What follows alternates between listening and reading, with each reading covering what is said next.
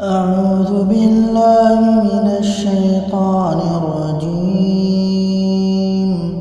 بسم الله الرحمن الرحيم.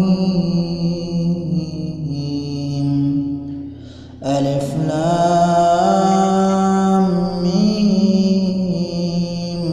ذلك الكتاب لا ريب فيه هدى للمتقين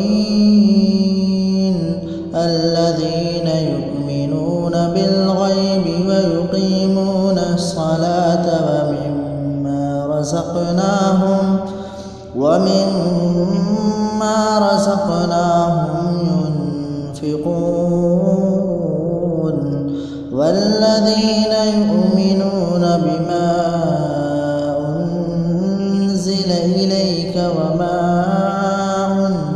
أنزل من